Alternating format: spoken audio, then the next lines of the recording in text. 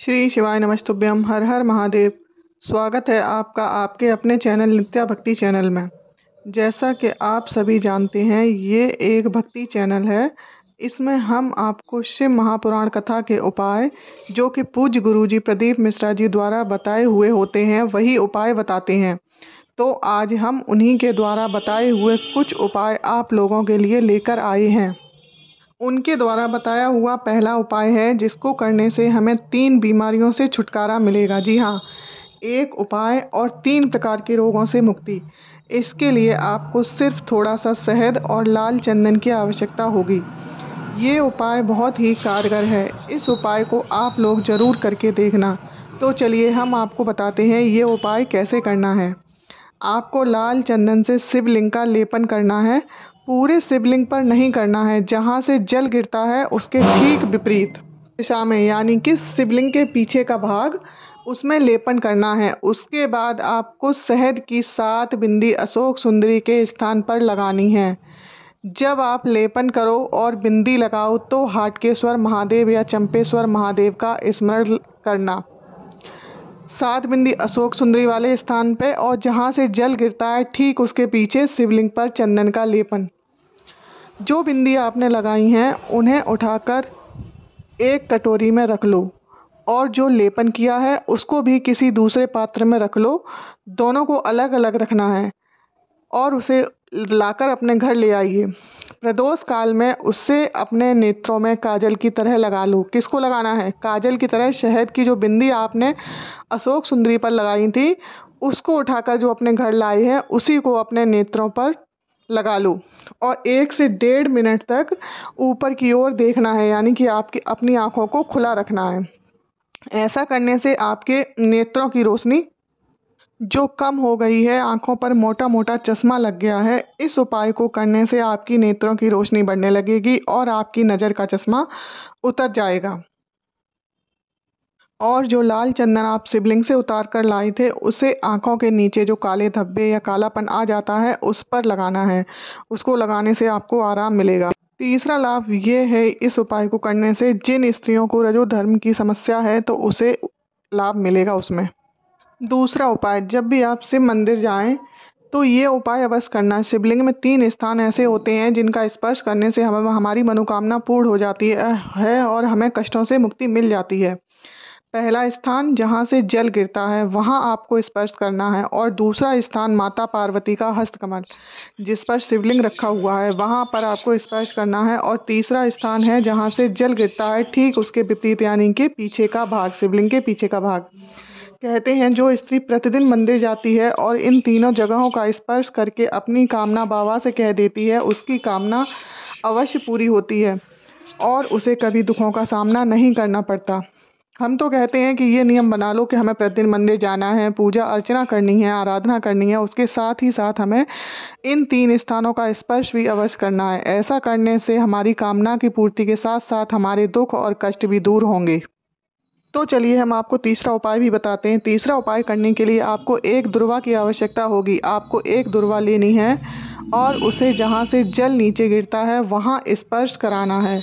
फिर उसी दुर्वा को माता पार्वती के हस्तकमल का स्पर्श कराना है। तीसरा, शिवलिंग के पीछे का भाग, अर्थात जहाँ से जल गिरता है ठीक उसके पीछे के भाग को उस दुर्वा से स्पर्श कराकर एक कटोरी में थोड़ा सा जल लेकर उस दुर्वा को अवधूतेश्वर महादेव का नाम लेकर कटोरी में रख ले और उस कटोरी को अपने घर ले आइए। अगले दिन उस दुर्वा का कहीं विसर्जन करके कटोरी वाला जल जिसमें दुर्वा पड़ी थी उसे थोड़ा थोड़ा नशा करने वाले व्यक्ति को पिलाना चालू कर दीजिए। धीरे धीरे बाबा ने चाहा तो वह नशा करना छोड़ देगा और सही रास्ते पर आ जाएगा। चौथा उपाय, जब जीवन में बहुत ज़्यादा कष्ट हो, तकलीफ हो, कर्जा बहुत हो गया हो, तब इस उपाय को आप कर सकते हैं। इस उपाय में आपको थोड़ा सा दूध लेना है और उसमें थोड़ी सी शक्कर मिला लो। चम्मच से नहीं मिलाना, ये दूध के पात्र में ही थोड़ी सी शक्कर डाल लेना और एक बेलपत्र और दूध लेकर शिवालय चले जाइए। इन दोनों चीज़ों को लेकर आप जब शिव मंदिर में जाएंगे तो वहाँ जाकर आप बेलपत्र शंकर जी पे चढ़ा दीजिए, और जो आप शक्कर मिला दूध लेकर गए थे वह भी शिव जी पर चढ़ा दीजिए। फिर चढ़ा हुआ दूध थोड़ा सा भाग उसका झेल कर अपने घर ले आइए, किसी पात्र में ले आइए। दूध चढ़ाने के बाद थोड़ा सा जल भी शिवलिंग पर चढ़ाना है।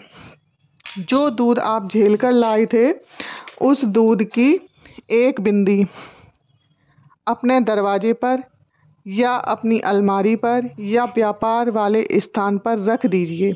ये उपाय आपको शिवरात्रि वाले दिन करना है और लगातार 5 शिवरात्रि तक इस उपाय को करें। इसको करने से आपको आपकी तकलीफ से छुटकारा मिलेगा। दूध आपको ज़्यादा नहीं लाना है, उतना ही लाना है जितना कि आपका उपाय हो जाए। कहते हैं भगवान शिव के शिवलिंग में उनके पूरे परिवार का वास होता है। गणेश, कार्तिकेय, माता पार्वती, शिवजी और उनकी समस्त बेटियां सब उसी शिवलिंग में निवास करते हैं। उनकी सबसे छोटी बेटी अशोक सुंदरी का स्थान जहां से जल बहकर नीचे गिरता है, वहां बीच में जो मोटी लाइन होती है वहां पर होता है। कहते हैं अशोक सुंदरी का जन्म काशी में हुआ था। काशी का पूर्व नाम नंदन वन था। एक बार माता पार्वती ने शिव जी से भ्रमण की इच्छा व्यक्त की तो शिव जी उन्हें भ्रमण कराने के लिए नंदन वन ले गए, जिसका आज नाम काशी है। वहाँ भ्रमण करते हुए माता पार्वती ने एक वृक्ष से पुत्री की कामना की, अर्थात एक वृक्ष के द्वारा पुत्री को प्रकट किया जो शोक को दूर करने वाली थी, अर्थात उनका नाम अशोक सुंदरी हुआ। अशोक सुंदरी कोई साधारण कन्या नहीं थी। इन्हें 33 कोटि देवताओं से वर प्राप्त हुआ और माता पार्वती ने स्वयं उन्हें वर प्रदान किया। शिव जी ने भी अशोक सुंदरी को वरदान दिया।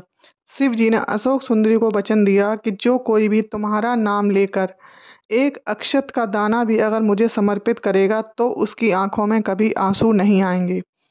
अशोक सुंदरी का नाम लेकर स्पर्श कर कर जो कोई भी अपनी कामना बोलता है, महादेव उसकी कामना जरूर पूरी करते हैं। इसीलिए अशोक सुंदरी के पूजा और उपाय किए जाते हैं, क्योंकि स्वयं शिव जी ने उन्हें वरदान दिया कि जो कोई भी तुम्हारा उपाय करेगा या तुम्हारा नाम लेगा उसके समस्त दुख दूर होकर उसे सुख की प्राप्ति होगी। अशोक सुंदरी के स्थान पर चावल, जल, फूल, बेलपत्र सब चढ़ाने के अलग अलग उपाय हैं। उन्हें करने से क्या मिलता है वह सब अलग अलग उपायों में है। कहते हैं अशोक सुंदरी वाले स्थान पर जल चढ़ाने वाली स्त्री कभी भी वैधव्य को प्राप्त नहीं होती, उसका सौभाग्य अखंड रहता है। अशोक सुंदरी वाले स्थान पर स्पर्श अवश्य करना चाहिए। जब भी हम मंदिर जाएं तो अशोक सुंदरी वाले इस स्थान पर स्पर्श कर कर उसको अपने माथे से अवश्य लगाना चाहिए। अगर जीवन में कोई बहुत विषम परिस्थिति है, बहुत कष्ट में जीवन है, तो एक बेलपत्र अशोक सुंदरी वाले स्थान पर चढ़ाकर उसके ऊपर थोड़ा सा जल चढ़ा दीजिए। वही बेलपत्र उठाकर शिवलिंग पर चढ़ा दीजिए और जो बचा हुआ जल है वह भी शिव जी पर चढ़ा दीजिए। तो आप जिस विषम परिस्थिति में फंसे हुए हैं, जो आपका कष्ट में जीवन है, उससे वह दूर हो जाएगा। आपको इस उपाय को करने से उसमें लाभ मिलेगा। आशा करते हैं आप लोगों को वीडियो अच्छा लगा होगा। अगर वीडियो अच्छा लगा तो ज़्यादा से ज़्यादा शेयर करिए, लाइक करिए और चैनल को सब्सक्राइब करिए। हम ऐसे ही उपाय वाले वीडियो आपके लिए लाते रहेंगे। ऐसे ही उपाय वाले वीडियो देखने के लिए चैनल को सब्सक्राइब करिए, लाइक करिए, ज़्यादा से ज़्यादा शेयर करें। धन्यवाद। हर हर महादेव। जय भोलेनाथ। श्री शिवाय नमस्तुभ्यम।